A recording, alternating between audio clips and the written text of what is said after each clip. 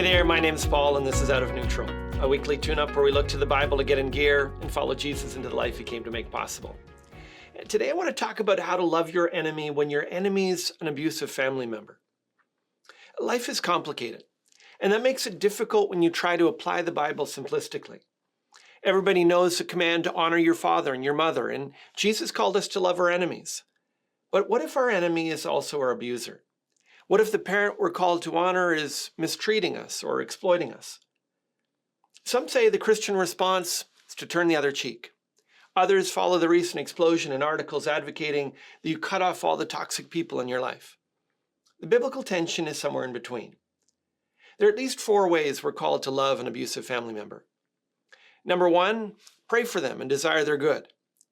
If Jesus could pray for the good of those who killed him, then his command in Luke 6:28, pray for those who abuse you, likely has no exceptions. Stephen, the first martyr, followed Jesus' example in this. Even as he was being stoned to death, he prayed, Lord, do not hold this sin against them. I can't help but think that the repeated encouragements to bless those who curse you are given not only to change abusive people through our prayers, but also to free those who have been abused from the bitterness that would otherwise destroy them. One of the greatest dangers in our response to toxic people is that we become toxic ourselves.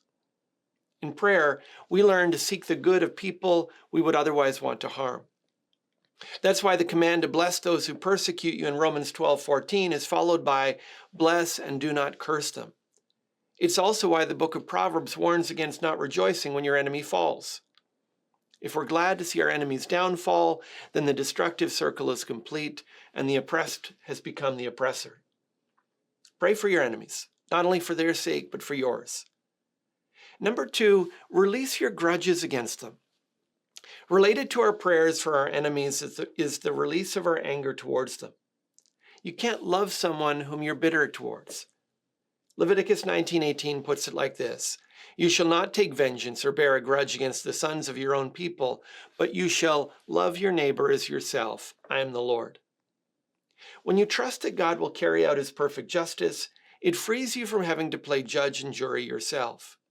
If crimes have been committed, that doesn't mean you don't play your part in the justice system. But it does mean that bitterness isn't what's driving you. We have to let go of the grudges or they'll destroy us.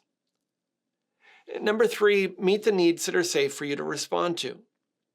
If you're praying for someone's good and you've released your anger against them, it's not surprising that God would call us to express our love in tangible acts.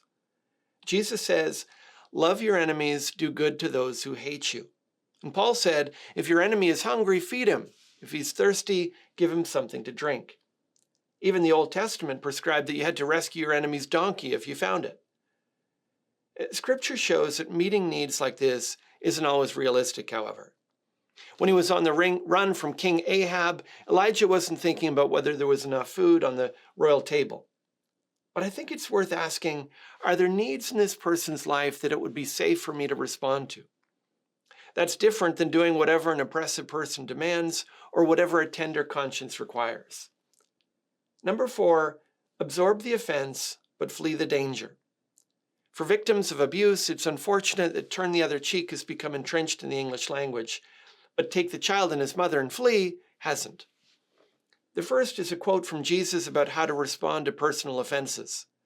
The second is an angel's warning to Joseph when King Herod was seeking Jesus' life.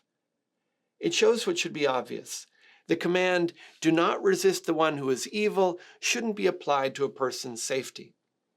We see examples of this in John 7:1, where Jesus avoids the region of Judea because the religious authorities were trying to kill him.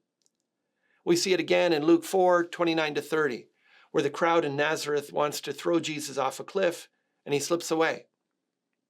When Paul's enemies were staked out at the city gates looking to kill him in Acts 9:25, he was lowered in a basket through an opening in the wall. The message is clear. If your safety is threatened, don't turn the other cheek. In fact, while turning the other cheek is Jesus' prescription for a slap in the face, I imagine his message would be different for someone who was slapped in the face day after day. At that point, what started as an insult has become damaging. While an offense can be absorbed, danger is something we run from. I've tried to lay out the basic principles of how to love an abusive family member. But the biggest challenge is the healing needed to recover from the abuse. May this help you with the one while you pursue the other. That's all for this time. If today's video has helped you get out of neutral, leave a comment, share it with your friends, and subscribe to join us on the journey.